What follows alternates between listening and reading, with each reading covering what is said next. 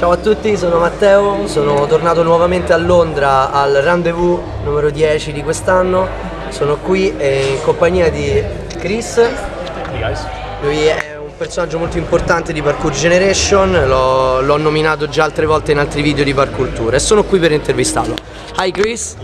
Hello. Welcome in Chain Parkour, it's my channel. Thank you. And I have some question for you.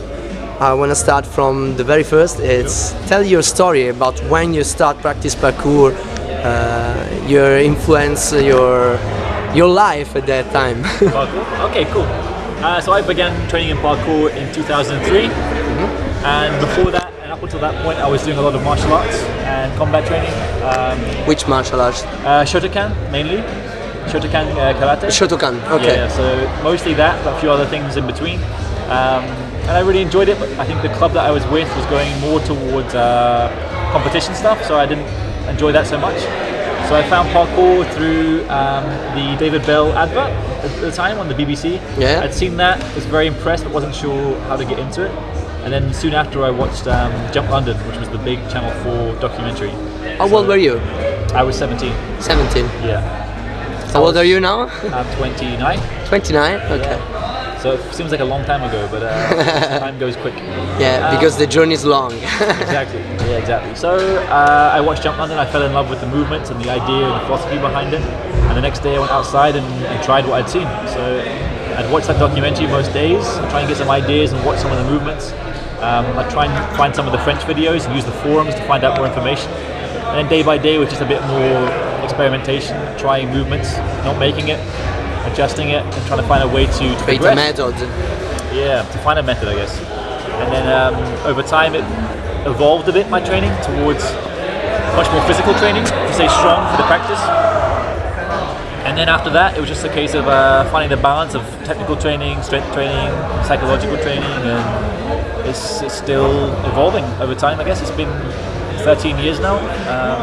I still feel like my journey has a long way to go, and I'm nowhere near finished or ready to do anything else. I'm really happy right now. So yeah, that's where I've been, I guess.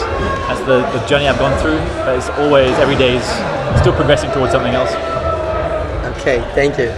The second, you know, some people makes difference between parkour and freerunning. No, I need to know your opinion about this. Sure. My opinion is pretty simple on the parkour and freerunning split. They're just words, really. they're kind of grown to mean different things through internet forums and arguments on forums on the internet. So if you watch Jump London, where the word freerunning came from. Jump Britain too. Yeah. So if you watch those documentaries, you can hear Sebastian, the guys on that, they're talking about parkour. And the translation, when they're translating it into English, it says freerunning. So yeah. It was just like, it was a word that was used to make more sense to an English-speaking audience. And then afterwards, after that event and after the documentary, on the internet forums, people said, "Oh, freerunning must be different from parkour, and parkour isn't freerunning," and there was a lot of arguments about this and that.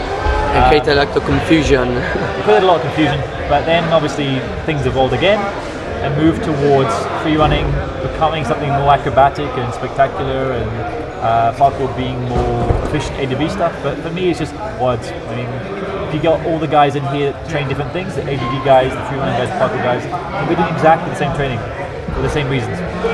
So it isn't that different. So personally, I don't care about the names of the techniques, of the movement, of the practice. It's only names. It's only a name. All I care about is why people are training.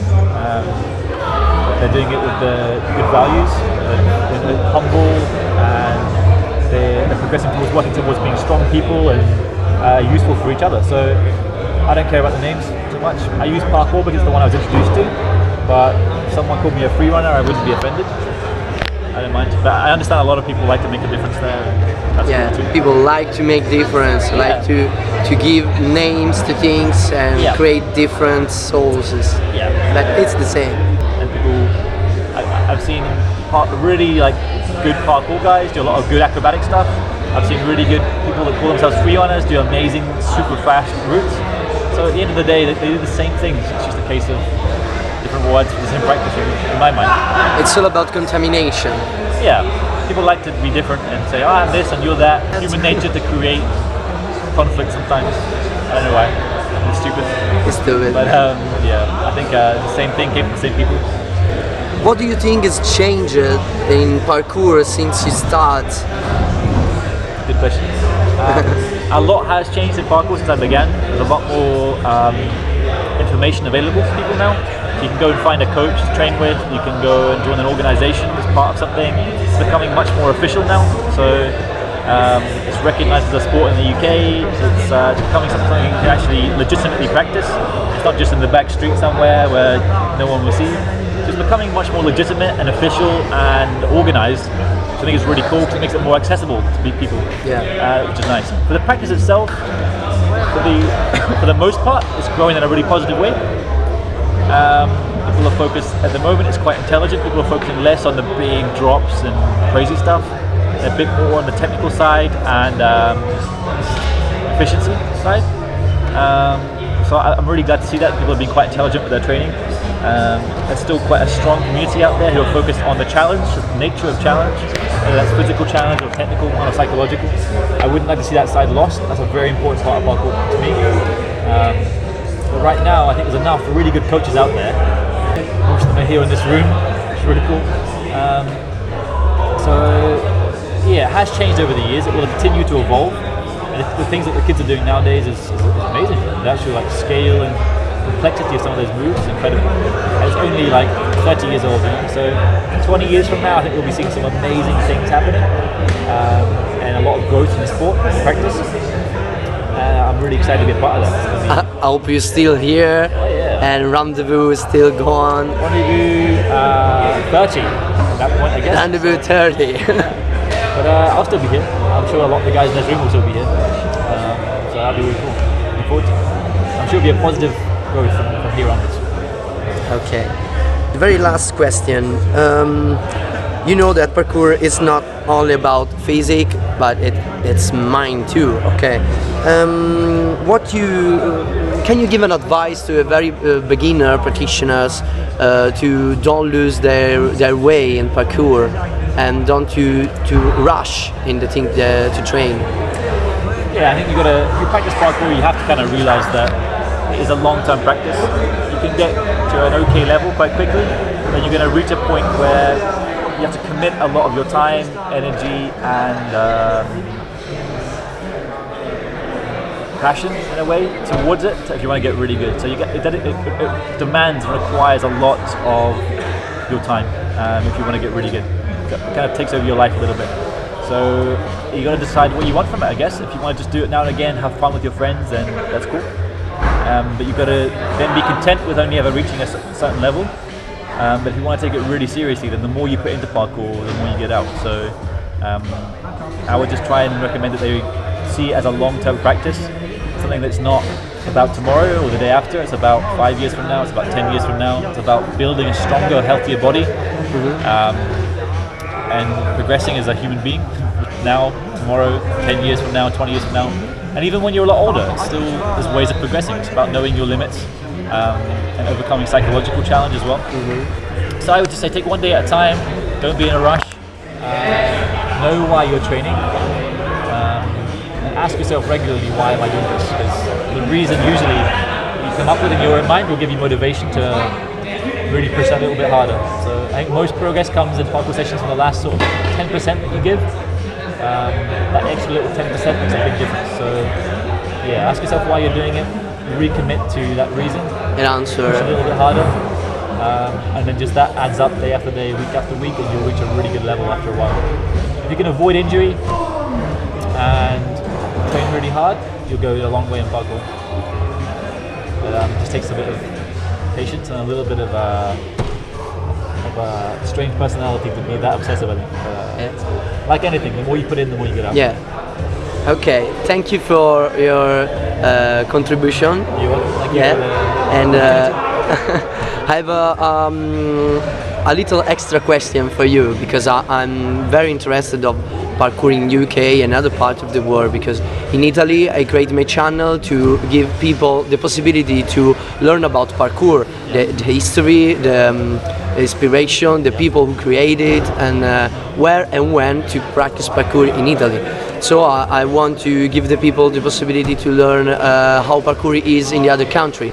So can you help me to learn how his parkour is in UK when he start? Who is the person who start to spread the parkour here? So I guess parkour was born in the UK probably around about 2000, 2001 maybe. That was when the first kind of community was born. It was the guys back at Urban Free Flow. They were around before Jump London, so they picked it up from the original French videos and forums. So they were around about 2000, 2001 I think. And the main growth came after Jump London, which was 2003. So then a huge number of people came to this parkour. They wanted information, and all of the information shared was kind of revolved around the Urban Free Flow forums. That's where everyone talked about things and shared ideas and videos and new techniques and inspiration. So It started everything. it really grew through the internet. If it wasn't for the internet, it would have been much smaller at this stage. So I'm very grateful for that actually. And I guess from there, one of the big community leaders I guess at the time was a guy called Easy. He's still around doing other stuff at the moment, but he was around then, and he helped to lead a group of people towards performance stuff and coaching stuff, blah blah blah. And then eventually that kind of fell apart, and a new group was born from there, which was kind of the founding members of Parkour Generations, I guess, which was Stefan Vigru, Francois Mahop, and Dan Edwards. So those guys created Parkour Coaching, a group in 5, 6. about 5 probably, yeah, 4 or 5. And then that group became Parkour Generations. It gradually grew from there. We brought more guys on board that time. And that group, with the help of the founders, so Stefan, second generation of Stefan, and a few others like Kaz and Thomas, and first generation guys such as Laurent, Jan, and Williams, they kind of helped to formulate Adapt as it was growing as well. Yeah. So we had a very, very good relationship with those guys, and it really helped to shape our company and our growth and our coaching approach. So that's what we've been doing, and a lot of other groups have sprung up from everywhere, in Scotland and Wales and Ireland and different parts of England as well. And I'm really glad to say that in the UK, most parkour community groups are quite close and friendly. There's no rivalry, there's no problems, there's no politics. Everybody wants the safe practice of parkour to be spread, so we're all doing the same thing. It's really nice. So big events like this, big annual events like Rendezvous, most of them come down and hang out and do some stuff. Every time I'm here, I met a lot of people all around the world. Every time. This year, I met a lot of Italian people like Davide, like Marco, and sometimes I met people from America, from Austria, from Germany, France. It's very nice things for you. Yeah, it's really cool. I'm so proud of what you did. We are too. It's amazing for us. We're really privileged to be able to provide this sort of event. And it's great that people are making them come to it. It's really, really special. So, UK scene is very healthy. It's very progressive. People are always pushing the boundaries. It's nice, and they're usually very friendly too. So if you want to come and visit from other countries and from Italy, then you should, because there's always people to stay with, hang out with, and train with. That's cool. We're also spoiled for training spots. London is amazing. Yeah, no. A lot of places in England are really, really good. So if you haven't been here to train, then book a flight, because it's really cool. You have to train in Rome too. Yeah, absolutely. I asked you if you want. I've been to, thank you very much. I've been to Rome a few times now, and I always love training there. Always love it. Some great spots, good food, good people, and better weather than here. So, Okay, thank you again. Thanks, Chris. man. Thanks very much, man. All the best. And we'll enjoy a nice weekend together. Ok, spero che a tutti quanti sia servito questo video. Grazie a Chris del contributo e grazie a tutti quanti.